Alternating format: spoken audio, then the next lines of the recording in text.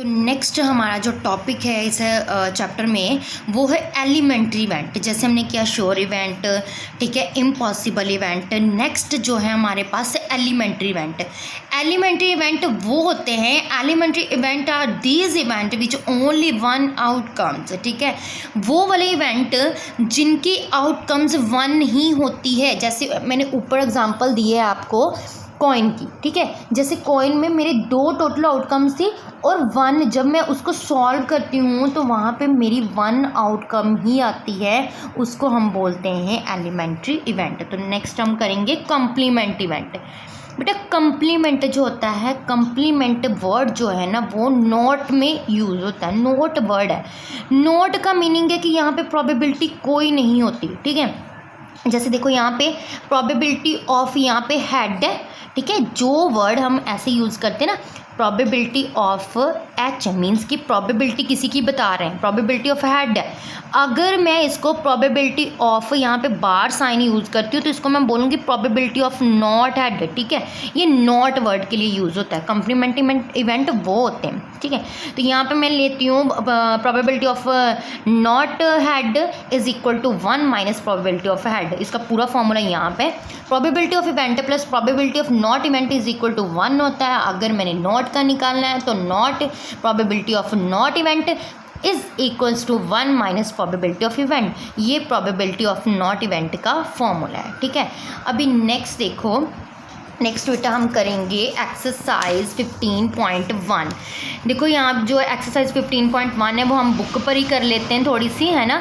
और जो इसका फर्स्ट, सेकंड और थर्ड सम है बेटा वो बहुत ही कम पेपर में भी आता है, ठीक है, बट फिर भी आपकी नॉलेज के लिए आपको सब कुछ आना चाहिए, ठीक है। तो सबसे पहले हम करेंगे एक्सरसाइज 15.1। सबसे पहले फर्स्ट क्वेश्चन है कंप्लीट द फॉलोइंग स्टेटमेंट्स। देखो मैंने ये आपको करवा दिया है कि प्रोबेबिलिटी ऑफ इवेंट और plus probability of event not event, ठीक है, नॉट ई है तो उसके वो किसके इक्वल होता है, 1 के। यहाँ पे मैंने अभी आपको करवाया ना, यहाँ पे देखो ये वाला formula, probability of event plus probability of not event is equals to 1, ठीक है। अब नेक्स्ट देखो,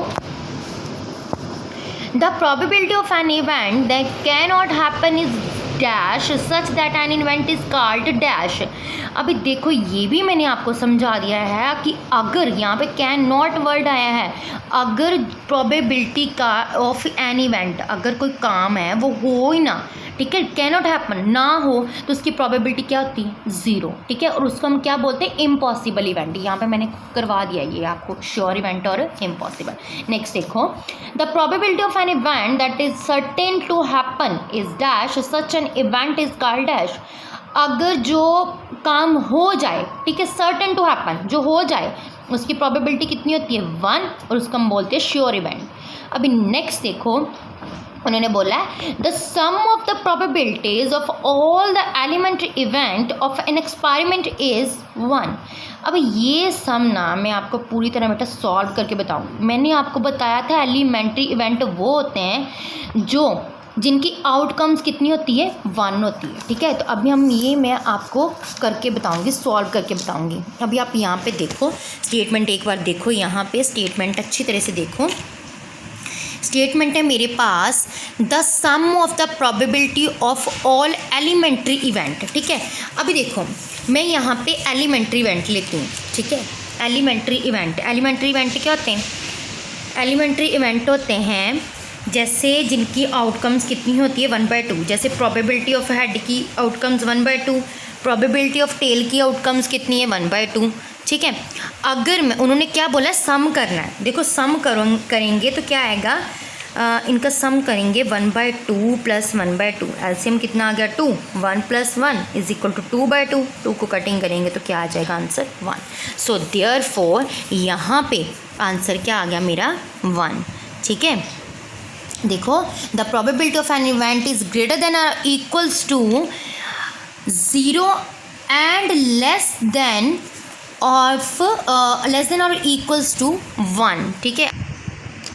अभी देखो नेक्स्ट हम देखो, the probability of an event is greater than और equal to dash and less than और इक्वल टू 1। ठीक है, अभी इसमें मैंने ये भी आपको पहला क्लियर कर दिया है कि जो प्रोबेबिलिटी होती है वो 0 और 1 के बीच में लाई करती है। ठीक है, ग्रेटर देन किससे होती है? 0 से, क्योंकि ये नेगेटिव में नहीं जाती, और 1 के इक्वल होती है, उसके बाद 1 के आगे ये नहीं जाती। ठीक है, अभी नेक्स्ट देखो, नेक्स्ट आपका जो टॉपिक है ना वो ध्यान से देखना। Which of the following experiment have equally likely outcomes explain.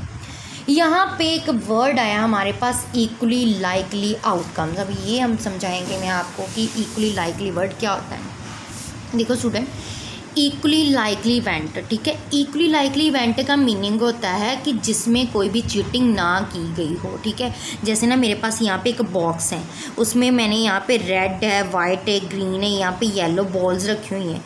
तो मैं क्या करती हूँ कि उसमें से एक बॉल्स को उठाती हूँ। ठीक है, मतलब सडनली उठाती हूँ, आँख बंद करके मैंने उठाई है, तो कोई भी बॉल बाहर आ सकती है। ठीक है, तो वो क्या है? इक्वली लाइकली, कि मैंने कोई चीटिंग नहीं की। अगर मेरे पास एक बॉक्स है, यहाँ पे मैं ग्रीन, वाइट, येलो, रेड रख देती हूँ। ठीक है, अब मैंने ऊपर से एक बॉल उठाती हूँ, तो सबसे पहले ग्रीन ही आएगी, क्योंकि मुझे पता है कि मैंने ग्रीन रखी थी, तो ग्रीन ही आएगी, है ना। वो चीज़ क्या है? Not equally likely. Equally likely वो चीज़ है जिस चीज़ के साथ कोई चीटिंग ना की गई हो, उसको हम बोलते हैं इक्वली लाइकली। ठीक है, अभी हम सेकंड सम करेंगे इसका। अभी अब देखो सेकंड सम, देखो कहते विच ऑफ द, तो देखो नेक्स्ट हमारे पास क्वेश्चन है, a driver attempt to start a car, the car starts और डज नॉट स्टार्ट। ठीक है, देखो एक ड्राइवर है, अपनी कार को स्टार्ट करने की कोशिश कर रहा है, तो कहते कि क्या कार स्टार्ट होगी या नहीं होगी। तो ऐसा भी तो हो सकता है कि किसी ने उसमें से तेल निकाल लिया हो, ठीक है, या फिर उसके साथ कुछ कर दिया हो कि कार स्टार्ट ही ना हो। ठीक है, इसका मीनिंग ये है कि ये नॉट इक्वली लाइकली है। ठीक है, जिस चीज़ के साथ कोई भी पर्सन छेड़ कर सकता है, कुछ उसका गलत कर सकता है, इट मीन्स वो क्या होता है? Not equally likely. Equally likely वो होता है जिसके साथ कोई भी चीटिंग ना की हो गई हो। नेक्स्ट देखो, a player attempt to shoot a basketball, she or he shoots or misses the shoot. कहते कि एक प्लेयर है, वो बास्केटबॉल को शूट करना चाहता है, तो कहते कि क्या वो शूट कर सकता है या फिर वो मिस कर देगा उस शॉट को। ठीक है, तो अभी हो सकता है कि किसी ने बास्केटबॉल के साथ कोई कुछ कर दिया है ना, जहाँ वो टूटी हो, कुछ भी हो सकता है। तो ये भी क्या है हमारे पास?